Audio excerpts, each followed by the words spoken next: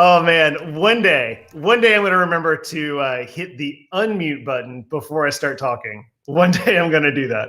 Welcome to Neighborhood Comics in Savannah, Georgia. My name is Lee. Thanks so much for joining us tonight.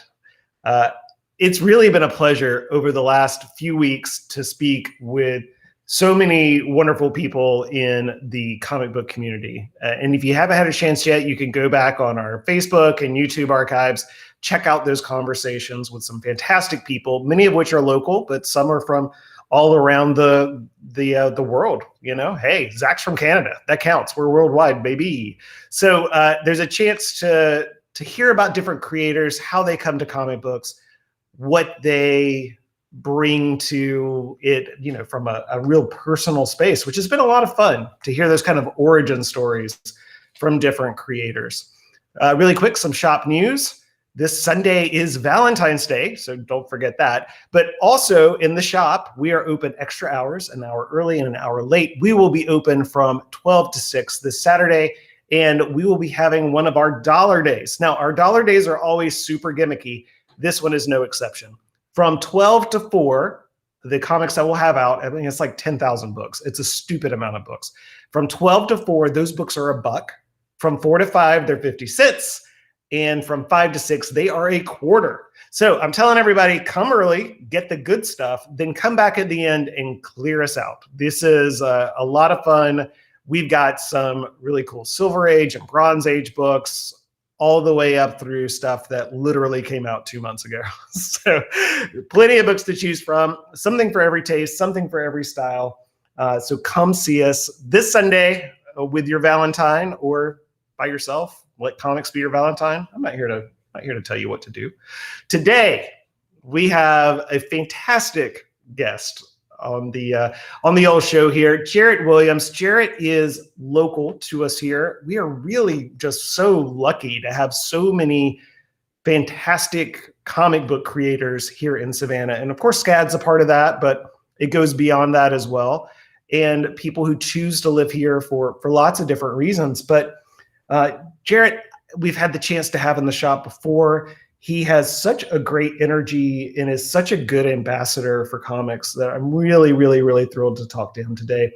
You might know him from his work on Agretzko, or of course, we're talking about Rick and Morty today. Rick and Morty Worlds Apart, #1. Jarrett's got the cover on this. He's got one of the stories in it as well.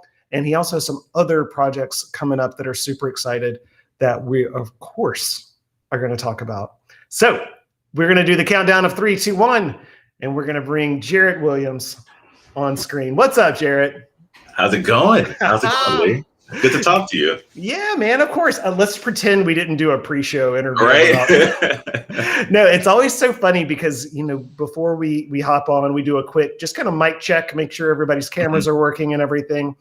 Doesn't mean that it always pans out in the show. So far, so good, though. You're doing great. Everything's good. Well, I'm glad you reminded me to charge my AirPods real quick because they were pretty low.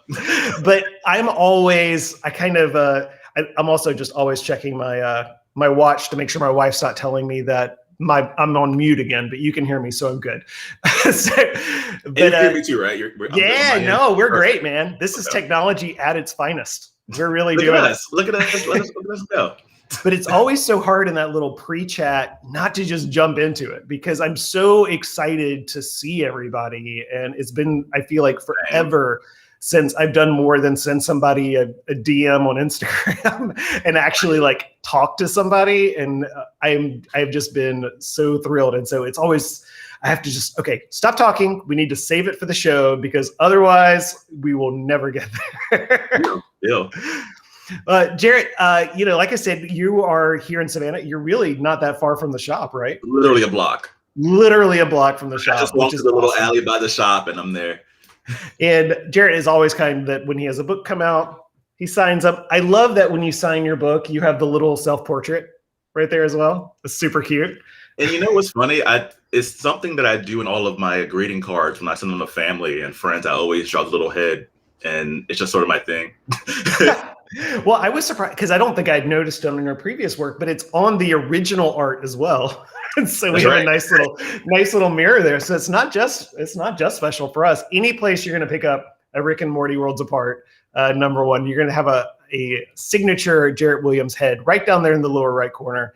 And I love that cover too, man. I love that cover so much. Like, I think like some of my favorite covers that I've probably ever drawn are on this book. So, and I've never drawn a dragon before, so that's why I think I was really excited, just to like get into this. Yeah. I mean, it is. Look, it's a great cover. It's a lot of fun, and I've been doing some promos for the show and everything. And I always crop it to that dragon.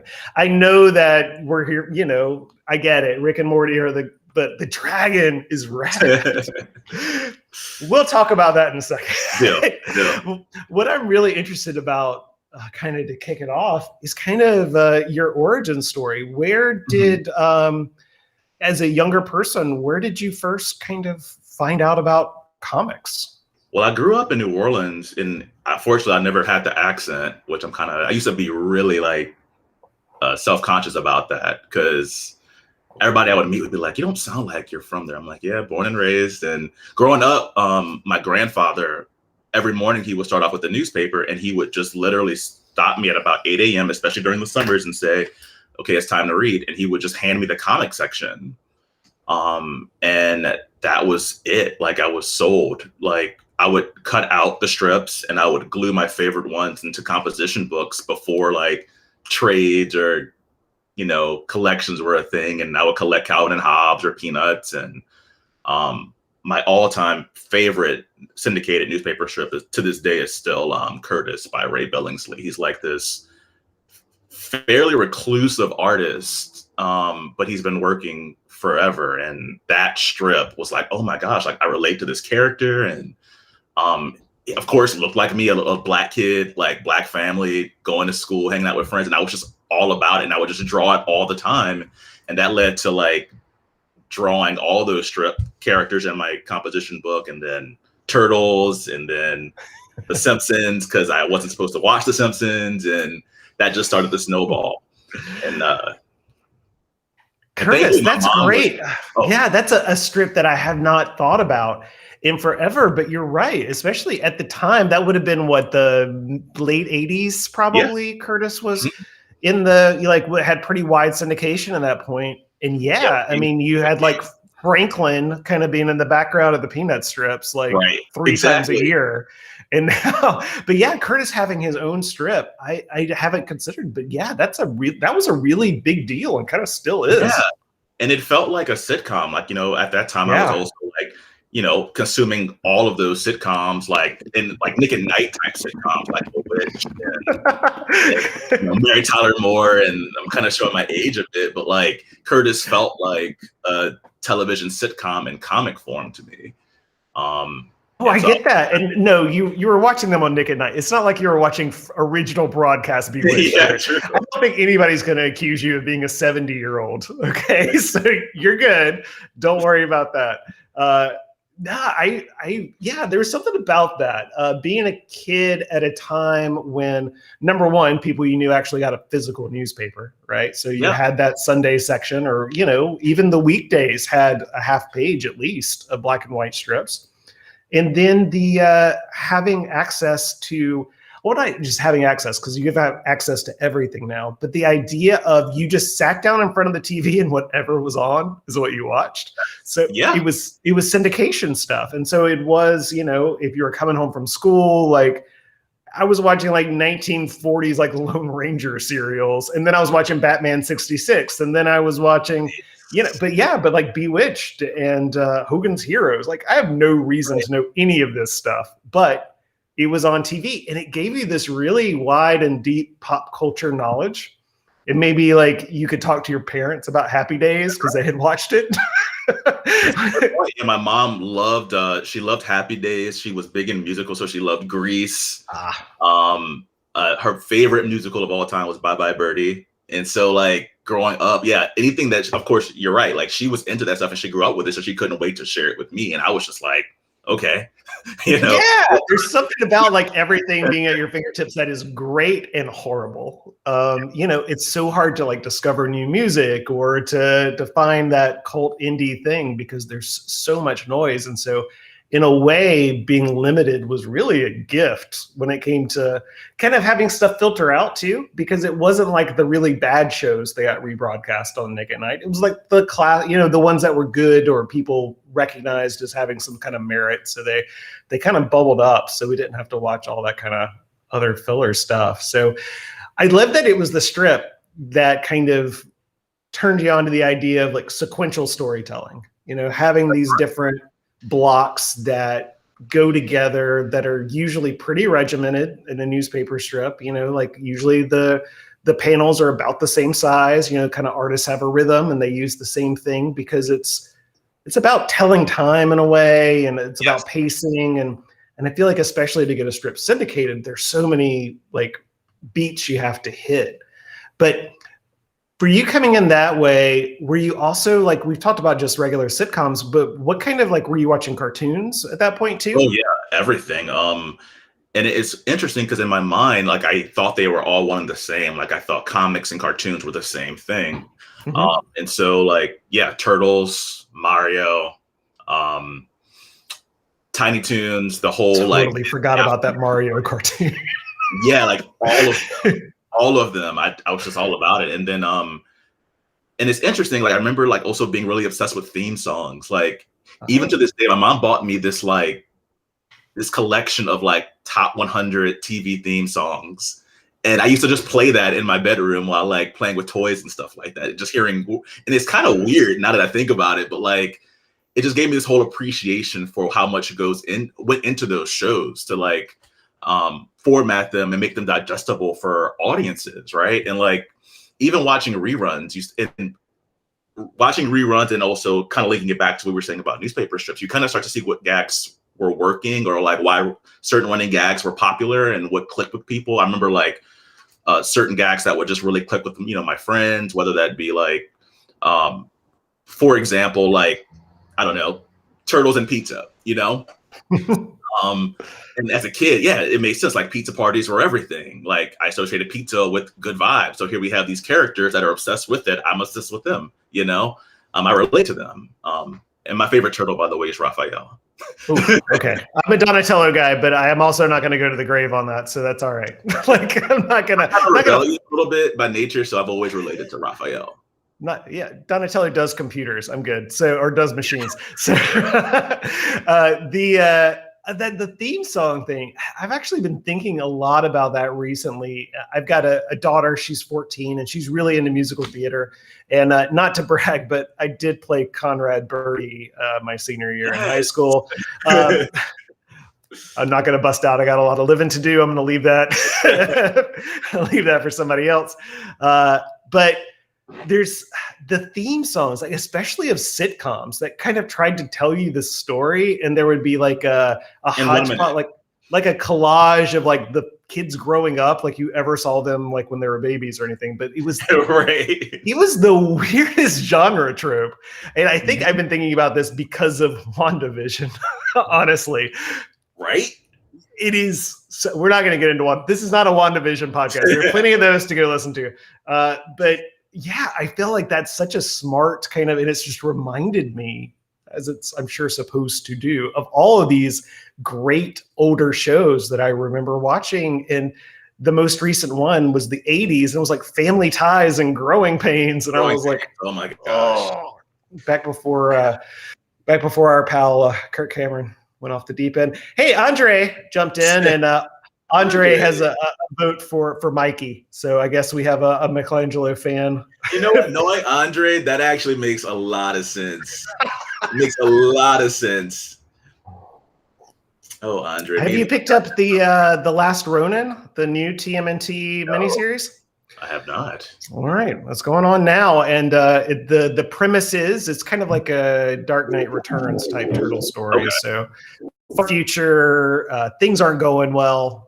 And surprisingly, I don't know. I'm not going to spoil it for anybody on who the last turtle is, but I kind of feel like I just showed my cards a little bit. So you're watching cartoons, you're reading the Sunday paper or the strips, you're actually starting to draw yourself. You're taking those characters that you like and kind of creating your own panels or scenarios, or, just practicing those shapes. And I'm really Right.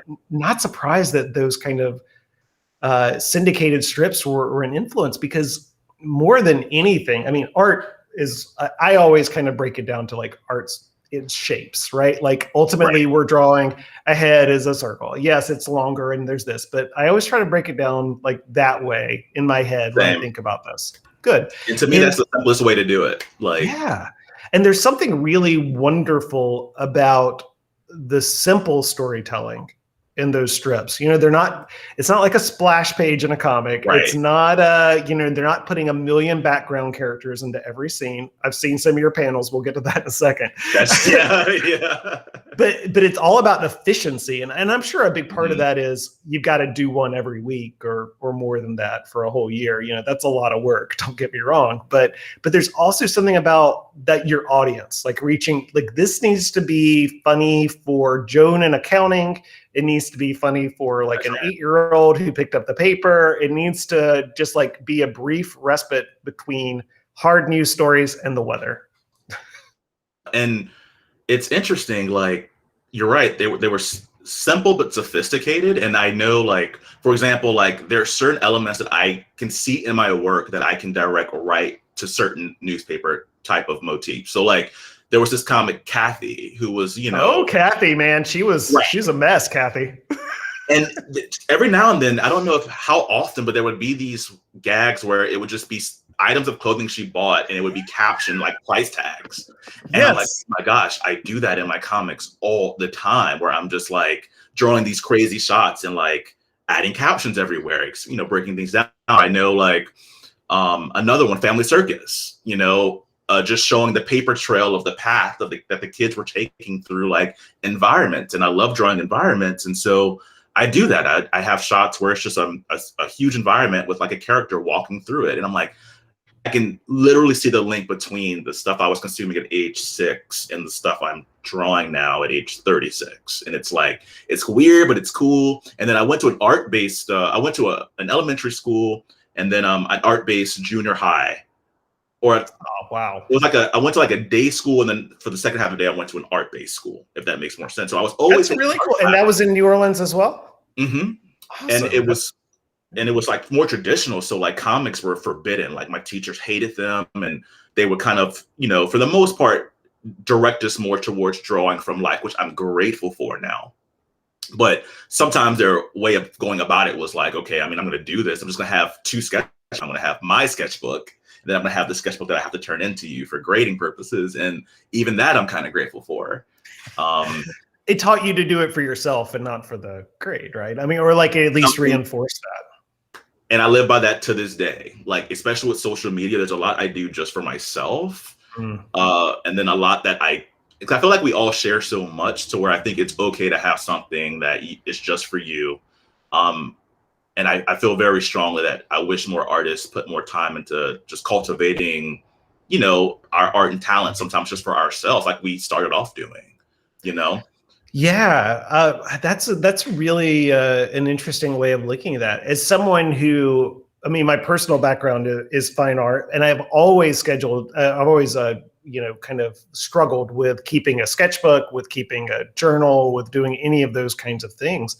And I always saw social media, if that was something I was still pursuing, as a good excuse. Like, oh, well, you know, I need to publish or perish. I need to get stuff out there.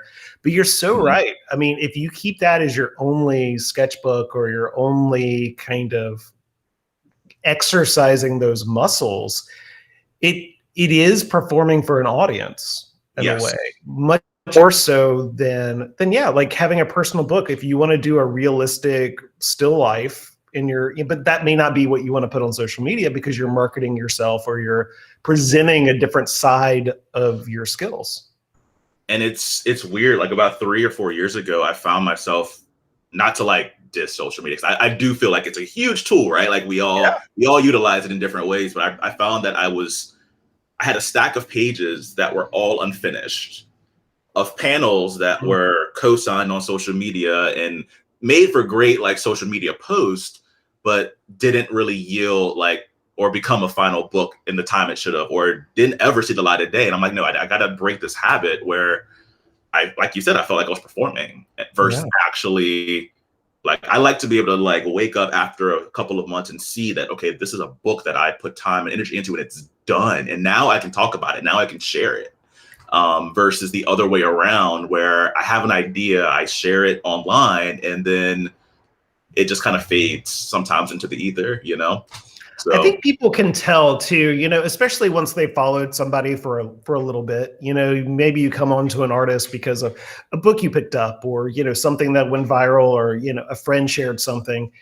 And over time, you do develop a bit of a relationship. Like on a good feed, you do have a bit of a relationship, and it is really obvious when someone cares more about one thing they're sharing than another thing. When they are, you know, when that facade kind of comes down, and you're just being a little bit more honest. And I think that really, really, really resonates with people. So we talked about strips, we talked about cartoons. Do you remember the first time you had a book, like a bound volume of comics? Yeah, I was doing this web comic when I was at SCAD, an undergrad called Lunar Boy, and it was the first. And I was doing it like Monday, Wednesday, Friday, and I just collected all of these pages from that web comic into a self-published graphic novel that I brought to Otakon in Baltimore. This was like we're going to talk about Lunar Boy in a second, but do you remember the first like comic book that you got, like as a reader, like as a fan? Yeah, it was actually a gift from my mom. She bought me this Teenage Mutant Ninja Turtles #1 that was based off of the, I want to say the 80s cartoon. Yeah. So it wasn't like the actual #1 from like the early 80s. It was like it wasn't a $750,000 comic, Jarrett. Where is it? Where's your address again? I'm going to come over and get it real quick. I remember it was like promoted, like the cover said like, you know, 48 pages, like giant something, and I was obsessed because I was like, yeah. Oh, huge. And do you remember if it was the one Archie published? Was it the one that Archie put out? I had so many Archie comics, and I had all those Archie Christian comics too. Like I had so many Archie comics. We've got the Spire Archie comics are next level, dude. Like Jughead's leading prayers on the inside. Like it is a lot. I remember for the longest time, I don't know if it was Rashad, but my first was like, you got to watch Riverdale. I'm like, I cannot watch Riverdale. I grew up with, like you said, Jughead and Archie going to church together. And like, and, you know, I was the Bible thumping church kid for a while, not so much anymore, but those comics were my childhood. And I just can't reconcile that with like Betty and Veronica, like maybe making out. Like it just, I feel like I talk about Archie too much, and I know I've done it on this live stream, and I do it in the shop all the time. But I think like they're extremely important, like pivotal, like for so many reasons, the Archie characters. But they are so, the reason they have survived is that they are so incredibly versatile. They are these archetypes that you can pick up and just drop into like some weird 60s, silly, maybe overly sexualized, but for kids somehow book, and then drop them into like the Riverdale or the Archie horror line with Vamp Veronica and all that crazy stuff that they're doing. So there is, I have nothing but love and respect for the Archie characters. And I think that's really fun. Andre is still here just kind of like throwing shade. The Archie's TMNT were weird.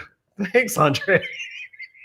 Two things too about Archie. Like I loved Cheryl Blossom. I loved that character, and I loved Chuck, who was the artist. Because of course, I'm like, oh, I relate to that. And then also, there was something else doing with Archie at SCAT. One of my favorite assignments in sequential art. There was this assignment where you had to mimic the style of a comic while telling the story of your choice.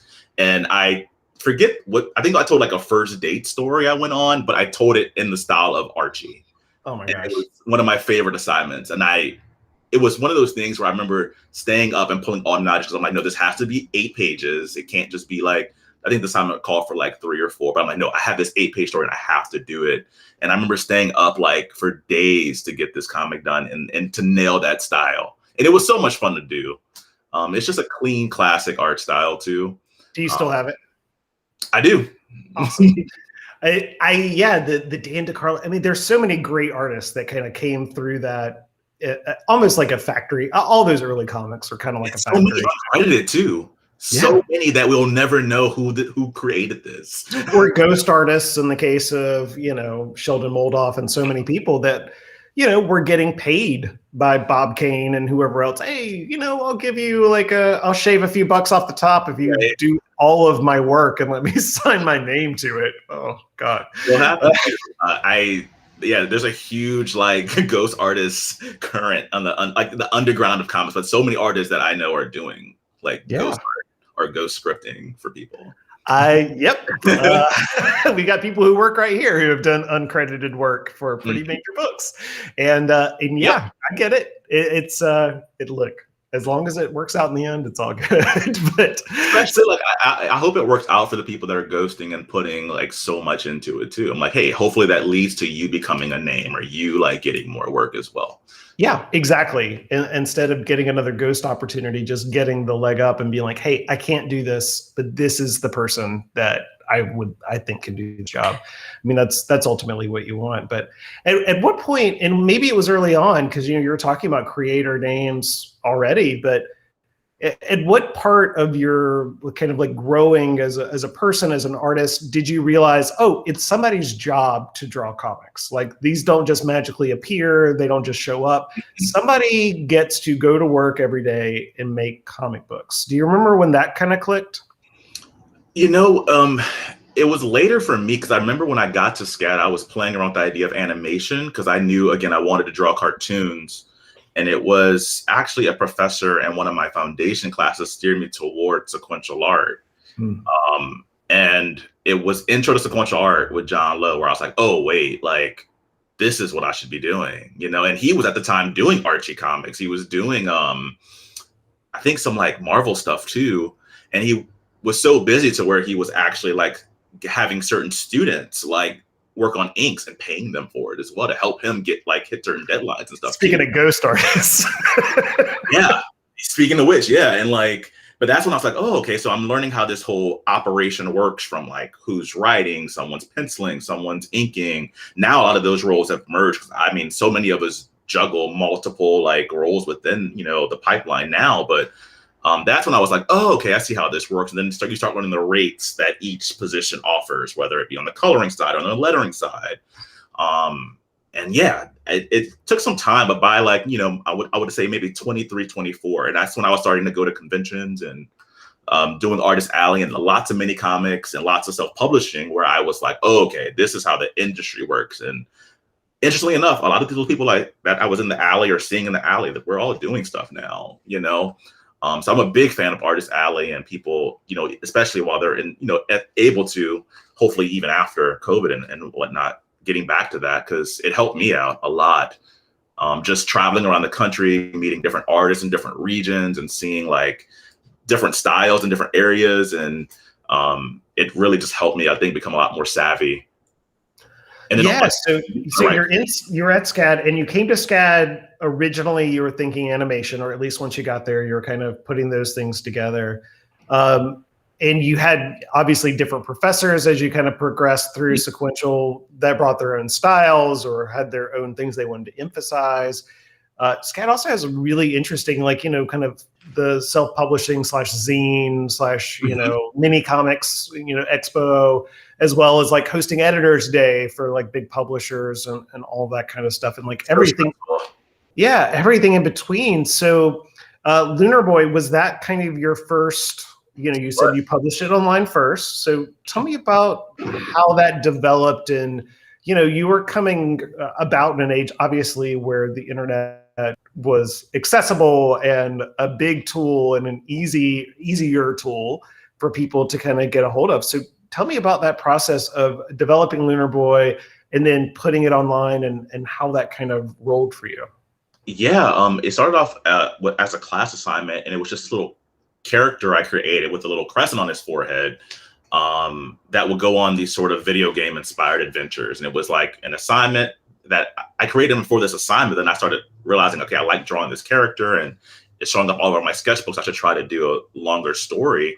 And so I started doing little 6 to 8 page mini comics that I would then put together and then go to shows like SPX, Heroes Con, Ape in San Francisco. I was going everywhere, man. And just selling these mini comics. And then I was also starting to work on the web comic separately. And that was more, I told myself the mini comics would be little shorts to, just introduce people to the character. But then on the web, I would post these longer stories with the character, Lunar Boy, and his world and his friends. And then I would collect those into like graphic novel like size books. And I mean, I was working a lot, man. Like the first one was like 200 something pages. And it was interesting because it got me a lot of shine in the program, man. People were like, wait, you put this much time and effort into this. And at the time I was like, I'm just trying to get good. Like I see all these artists around me who are clearly better than me.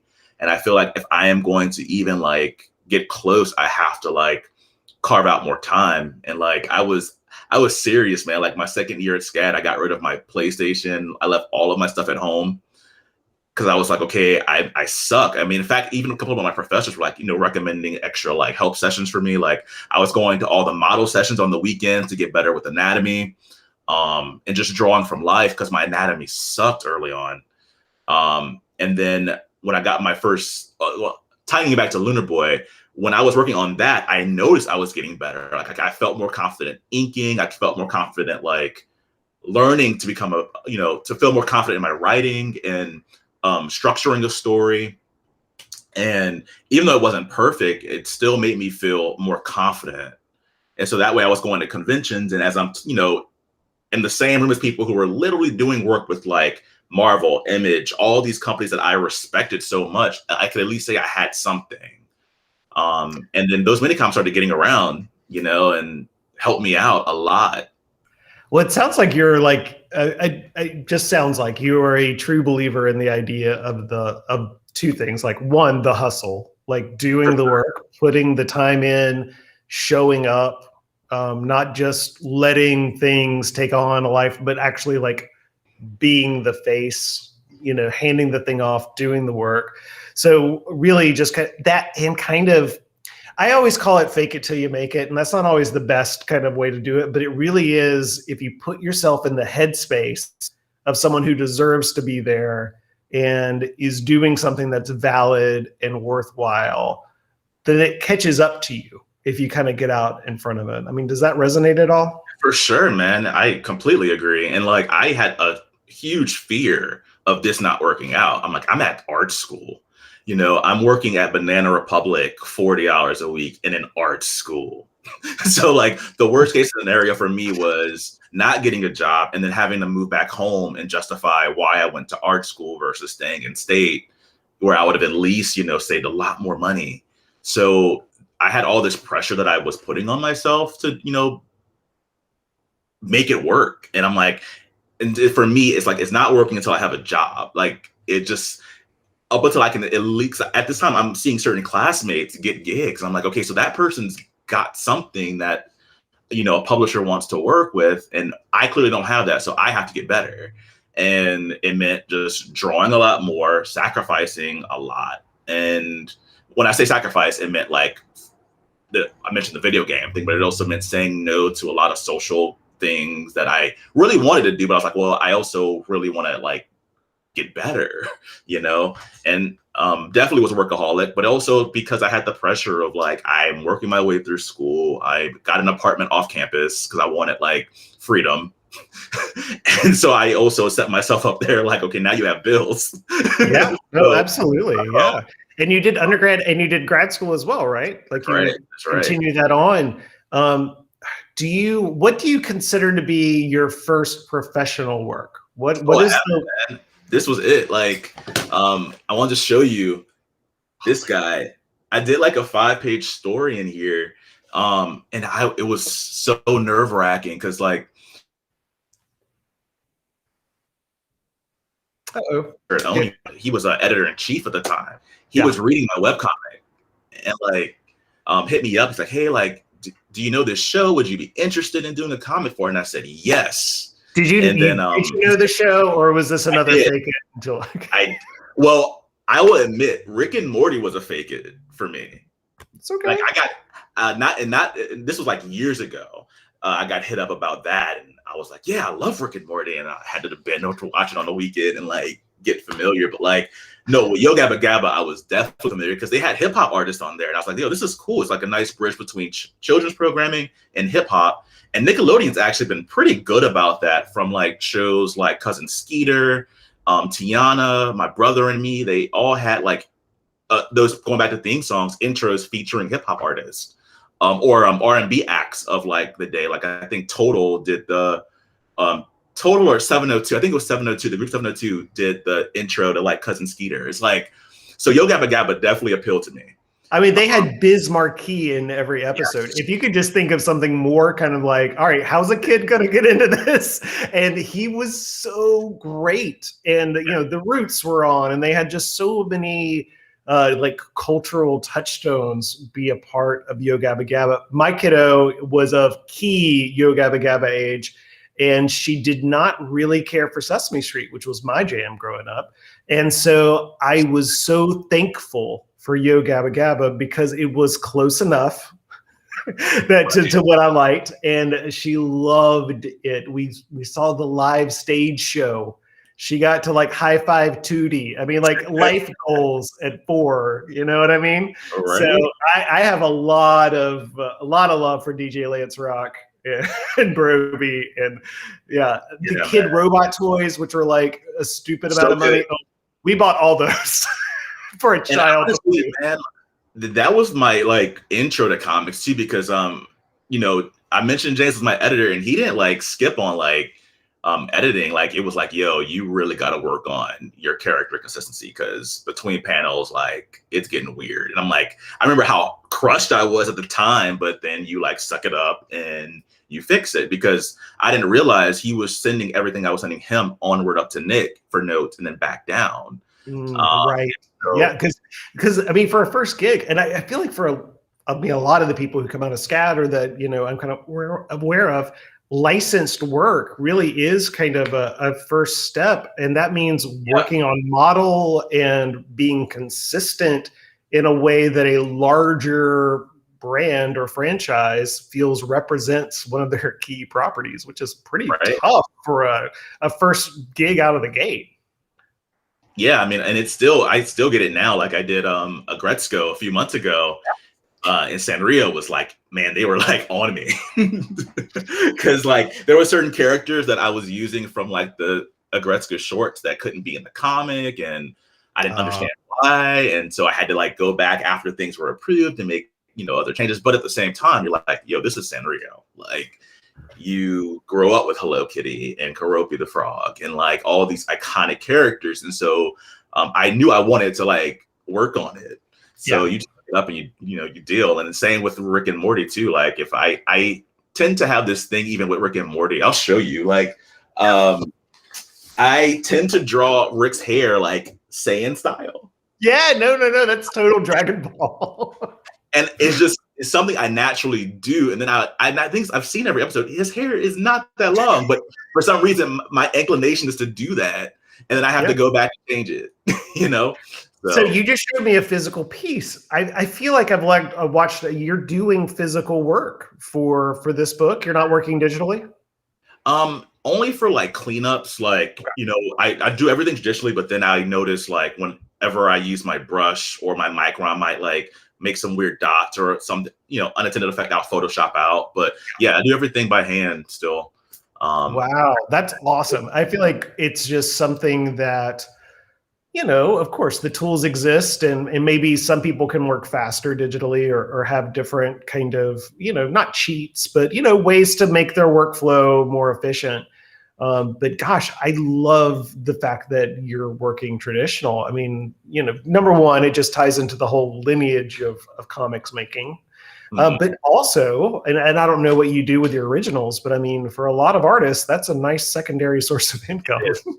It is. A lot of I did this story for Rick and Morty, I want to say last summer, and I would say like maybe 5 or 6 of those pages I've sold. Yeah.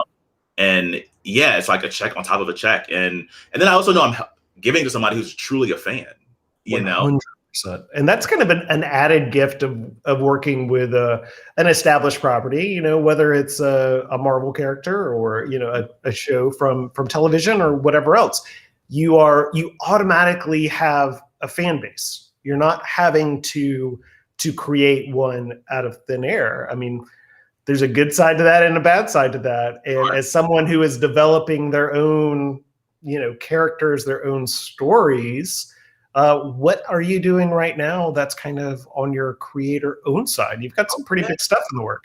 Yeah, so I'm doing this kids mystery series with Random House graphics that I'm obsessed with. It's called Harper Sharp, which I fell in love with the character. I was drawing kind of like with Lunar, but I was drawing this character a lot, and I had always wanted to tell a mystery, like kind of in the vein of like Goosebumps, but like a little bit more like rooted in just like wholesome, like he's a kid, you know, and I just wanted to be able to tell like a more accessible type of mystery story with like a fourth grader. Yeah. So he's solving mysteries around his school. He's like, and it's all about critical thinking too, because I really wanted to like hit home the message that I want kids to be able to ask questions. And so he's interrogating teachers. He's like, you know, just essentially being thorough, because I feel like, not that it's a lost thing, but I feel like in the age we live in, it's easy to kind of like, you know, go off of misinformation. So his whole thing is about like making sure he has, you know, all of his like, you know, clues and like evidence and for his case, and it's all like thorough. And so you actually watch him do this investigation, but it's like a fourth grader's take on it. And it's crazy because I'm kind of like maybe about one third to one half, somewhere like in that range. Yeah. But I've done so many pages, and I just can't wait till it comes out. It comes out next fall. So exciting.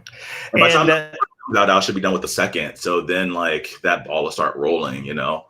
How did that pitch process go for you? Like when it was something that obviously you spent some time, you created a world, and what was that move from being in your head and on the page to having the deal? I mean, Random House is, I'm sure, going to be a great partner for you in this. So I'm excited, man. Yeah. The pitch process was pretty long actually, because I usually have at least 2 to 3 pitches just ready. Because I've kind of learned like when you kind of pick this path, it's best to just always kind of have something like ready, because at some point somebody's gonna ask you like, hey, like, you know, what do you have? Or like you might just cross paths with somebody. And I hate that feeling of like, I just crossed paths with somebody that could really have done something, or we could have done something awesome together, but I wasn't ready. I hate that feeling. So like, when they reached out, I was just like, okay, I have these 3 ideas, and I sent them all 3. And I had like art, I had like, you know, the synopsis, the script, and like they liked this one the most. And they said, well, we think that to tweak some things in the story, you should work on like the structure a bit more. And so it was about a year of that, just back and forth with this one with Harper. And then they set the contract, and I was like, okay, let me look over this. Like, I'm really big on that. I'm really big on like when you get a contract, like if you can get a lawyer, I highly recommend it. Even if it's like, and I know that's easier said than done for a lot of first-time artists, because when you first get your first gig, you usually are broke. Like, if we're honest, you know. But I was you're working for the credit almost, like you're working just to be able to sell your next thing because you did that thing, and that's not a position of power to work from, right? At all. And that's why I am always a little bit more sympathetic when I hear those horror stories, because I mean that could have easily been me. Easily, you know, it could have been like, and it's happened to people I know who've, you know, done their baby or their the project they've been dreaming of doing, and then it's attached to a publisher that now owns the rights to it, and they can never do it again. Right. And that publisher's now gone. Yeah. Right. Yeah. There's no way out of it. You know, you're stuck. But yeah, but going back to like Random, that was the process. And then honestly, like now it's just been kind of kind of more hands off, where I just have to get the pages done. And so every day I'm just kind of chugging away on it. And I will say the hardest part about working on a kid's comic in Rick Morty is like, you know, it's like the constant back and forth of like, not just even from a like when it comes to Worlds Apart, it's a horny story. It's like full of just like stuff that I'm surprised we can even get away with. Yeah. You know? And then when I go to drawing Harper, it's like, oh wait, I'm drawing Rick and Morty eyes on my characters, or vice versa. And so it's a lot of that, especially if you're, you know, if it's like deadline time and I'm a little bit more like, you know, all over the place mentally, it's easy to make those sort of visual mistakes too. Yeah. And so I love all of the character designs I've seen of Harper so far. Like, I think the Nickelodeon kind of formative thing, there's something like, I don't know if it's like Hey Arnold or if it's just something about the kind of the shapes and the color and the way it pops. It really does, you can kind of see a through line, but the big difference between a lot of that stuff is that I love that how inclusive that cast is. And I love the lead character. Harper is a brown kid, but he's got the cool hair, and he's his own person, and he's so easily recognizable. And I haven't even read the book yet, Jarrett. I've just seen some stills. No, I've been posting a lot more of it, and it's funny, man, because like when lining his hair, I used to Uber, and there was this kid that got in my car as I was designing Harper, and he had like this really cool dyed red hair, and I was like, yo, that looks dope. And I was a big Cisco fan back in the day, like Thong Song back in the day. And he had the blonde hair or the platinum. And I was like, yo, like, what? I'm seeing all these kids dyeing their hair. I'm going to do that. I'm going to have my character dye his hair. And his little sister dyes her hair like this purple blue fusion kind of thing. But yeah, I've just been having fun, man. And character design, that was one of my favorite parts of learning at SCAD. One of my favorite classes was with the Ray Goto. It was character design. And so I'm really big on like the silhouettes and making sure all my characters, like you can identify them just from silhouette alone. Oh, that is such a smart, that's one of those things you get from school or having a mentor, that idea of a recognizable silhouette. Batman's got his ears, Hey Arnold's got the football, like there are like those things. And I feel like, you took that to heart, man, because these guys are really, really recognizable. And like I said, I haven't even seen the book yet. So how many, what is your page count for volume 1 of Harper Sharp? Do you know that? Is that a set? It's about 250. It's like a book. Yeah. Yeah. But it's enough, but kids will be able to get through it pretty fast. Because I was like, okay, I don't want to I've kind of had to scale back some of my go-to, when I was drawing Super Pro KO, which was like my pro wrestling epic. I was like, I'm going to draw every fan in the audience.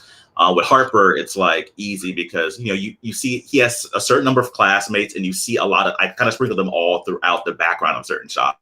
So you kind of get the recurring cast, which makes it easier to digest versus just random stuff happening everywhere. That's also kind of like an animation throwback. You've got these because you're having to reuse backgrounds, like traditional hand painted, you just keep throwing the same thing. You're like, no, I've got this character drawn. This character goes here. And this, I love that because it really does kind of reinforce your core cast. It reinforces what the world is in when you see those people come back and you see those environments and backgrounds show their heads again. It just makes it all a little bit more real in a way than making it even just busy or, crowded or full. There's that idea of oh, no, that's Sally. There she is again. Right. No, right now I get it. What's she doing back there? Exactly. So we are talking about Rick and Morty Worlds Apart today. Thanks, Oni Press, for putting Jarrett on this book. Of course, you did the wonderful cover. We talked about the dragon. We've got kind of 2 stories in this book that's out with number 1. You've got the second story in it, and it's got some really cool, we talked about splash pages earlier. Poof. Man, I put so much time into that page. It's obvious, and it's beautiful. Rip said birth of a universe, and I was like, okay. Yeah, no, I know that. I got that in my back pocket. Let me just throw that out really quick. And that leads me to, we got another question here specifically about Rick and Morty. First of all, Josh is funny. That's Josh Trujillo who wrote the script. Oh, look at that. Yeah. Lost his keys. What was your favorite part of working on Worlds Apart? Oh, man. It's working with him, right? I feel like this was a loaded question. Yeah, because when I got the script, I'll be honest, first Oni emailed me before I even knew Josh wrote the script. They emailed me and they were like, yo, so how comfortable are you with drawing certain things? And I'm like, well, what kind of things? What are you talking about? And well, we have this script, but there's slut dragons and chism. And I'm like, I'm intrigued because I knew what episode that they were referencing. I had watched season 4 up to that point. Yeah. And like, I'm like, oh wait, so there's a story with Balthamar, and like, yeah, just send it along. I'm curious. And I saw the script, and the thing I liked most about it, Josh, was I laughed out loud while reading the script. That's great. Which led to me automatically thinking about how I would visually interpret this. And I liked the fact that like all of us like were working, juggling a million things while working on this. So like I knew Josh was working on not just this script, but he was working in video games. Tony was working on My Little Pony. And also another book and image. The name is escaping me right now. And then I was juggling stuff too. And I'm like, look, I really want to do this, but I'm worried that like I won't be able to do all of it by myself. And they're like, oh, no worries. The script calls for like, we have, like it's called Worlds Apart, and you would have this world and you would have other, and it worked perfectly. Because I feel like it makes sense within the context of the story that Josh presented for us to have different, takes on these different worlds that are happening within the context of the story too. So I always love asking artists and writers about the script process and what either as a writer, how much or how little you put into a script. I mean, I grew up with the How to Draw Comics the Marvel Way book, the old Stanley, and it was like, the writer would write a paragraph and send it to the artist. They would then create an entire book from that paragraph and then put in the bubbles to carry the story along. When you're working with a property like this, with a licensed work, I'm sure there are different steps and different pieces to this. But how detailed was the script that you got for Worlds Apart? It was very detailed. In fact, it's interesting. I don't want to spoil what happens in issues 2 or 3, but Josh actually reached out to me and said, hey, I have this idea for like a sequence in issue 3. Would you be with it? And it was kind of an ambitious thing. And that's sort of my thing. I'm like, I love a good challenge. And I told him like, look, if you give me a challenge, I'm going to like always try to at least like rise and try to surpass it. Like it's like the overachiever side. And like, he gave me this sort of Jack Kirby sort of as like the inspiration for this one particular shot. I don't want to spoil it, but you'll know it when you see it. You will know it when you see it. That was sort of like a callback to like old school Avengers. And it's interesting for that particular page, it was very much like, this is what has to happen, but I want you just to go off. I'm like, perfect, But then for the rest of the script, like it was very much like panel 1, this happens. These characters are saying this. Panel 2, this happens. I need this set piece or this environmental object for sure type of thing. It was very, very specific. So yeah, of course. And I think that's probably just kind of the world that you're trying to build too, and trying to reinforce and all that good stuff. Andre, one more question from Andre before we go. What comics most inspired your style today? Most inspired my style. I would say it's kind of hard because like I grew up reading like, X-Men and Dragon Ball at like the same time. And so, and then the newspaper, all like, so I would say if I had to say of all of them, it was probably Curtis, just because when I look at even the way I draw certain characters, I'm like, it's kind of really clean in a way that many newspaper comics embrace. So yeah, I would lean there. And then also Dick Tracy was a huge influence too. Yeah. I was obsessed with that in college, and I went back and started reading a lot of the collections, and I'm like, yeah, I just love how this looks. It's just clean. It's simple.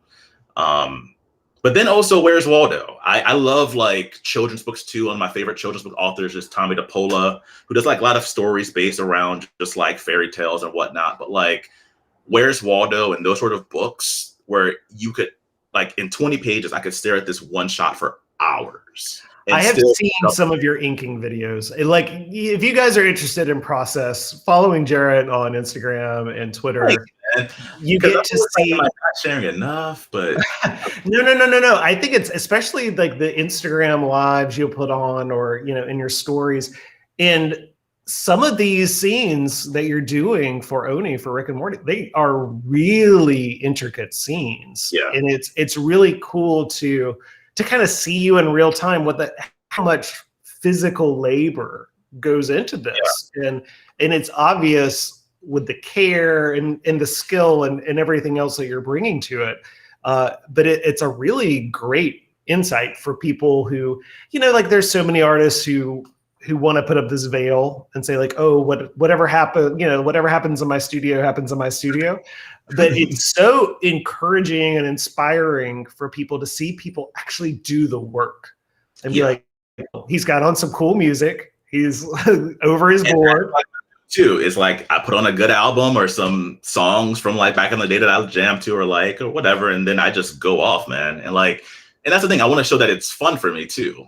That I find a way, because I'll be sitting here for hours on some of the shots. But I feel like Rick and Morty, like when you go back and really look at just that show, right? The environments are amazing in that show. Like whenever I watch it, I'm just like pausing, like a lot of like screen grabs from the show. And I'll just save them in reference folders as like, look, I know like these artists and animators are putting so much into this. I don't want to like half-ass it on the comic book side, Pro tip, kids, pause it and take a screenshot. Yeah. And it's also like important because like the script is constantly referencing things happening in the show. So like, I have to know and be able to like do like, just reference things quickly. And the easy way to do is to watch the show and just like screen grab and pull, Jarrett, you have been so incredibly generous with your time tonight. I want to remind everybody that Rick and Morty Worlds Apart, #1, is available at a comic shop near you. The most important thing you can do if you're interested in this book, if you want to support Jarrett, is actually talk to your local comic shop and set up, they may call it a pull list or a subscription service. There are lots of different names for it. But it's a chance for you to say, it's kind of like voting with your dollars. It's like, hey, I want to get the rest of the series, reserve a copy for me. That's a great way to show support. And of course, when we have Harper come out, I am so thrilled about that book. Harper Sharp is going to be coming out by Random House. That'll be next year. And we'll definitely, I'm sure everyone will be all safe and healthy and vaccinated by next year. So we'll have you here. We'll do a big thing. It'll be a lot of fun. We'll get to be in person. Gosh, little things, right? I want to remind everybody, if you pick up a copy of Rick and Morty Worlds Apart off of Neighborhood Comics website, the link is down in the comments. Those copies are signed. Jarrett has been very, very kind with his time, and I appreciate him. And I'm looking forward to having him back in the shop really soon. Thanks a lot, Jarrett. Hit me up anytime. Let's do this again next time. Hey, can I say one thing too? Yeah. First of all, like, thank you, because like, you don't know how much your shop has really helped like a lot of us too. So I just want to say thanks to you just for like being so like, I don't know, man, you've been very artist focused, and it's felt, which is encouraging because we're all just working nonstop indoors. So to know that we at least are getting the support from you means a lot. And then also I wanted to thank all the Rick and Morty fans too, because like they've been very positive about this project so far. And I'm excited because I know second issue I get to really like go off with some things. And I think people would like to. So just thank you and thank them as well too. So. Thanks, man. That's really kind, and you are very humble, and you are very talented and wonderful and courteous. And I'm going to give you all the accolades. We'll stay in touch. Follow Jarrett, Instagram, Twitter @Jarrett Williams. 2 R's, 2 T's. That's right. All that right? Sweet. There's nothing I hate worse than spelling somebody's name right. Thanks a lot, Jarrett. We'll talk soon. I can't wait to have you back in the shop. Congratulations on this book and everything you've got coming out. Your success is well deserved, sir. Appreciate you, man. Thank you. And you guys have a good night too. Thanks, man. Thank you guys for joining me tonight. How much fun was that? Jarrett is such a great ambassador for comics. He obviously loves this stuff. He grew up with it. He has such a reverence for it, but like in a really healthy way, like contributing to the narrative, like adding on to what he's built.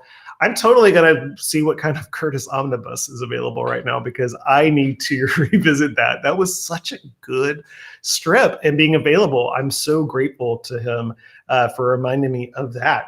One more time, Rick and Morty Worlds Apart, miniseries out now from Oni Press. Jarrett Williams, on art duties, got cover for #1. Beautiful work, a lot of fun. He gets to draw dragons. Apparently they're slutty dragons. I don't know. It's a thing. So enjoy, guys. I want to thank everybody for tuning in, everybody who left a comment, everybody who gave a share.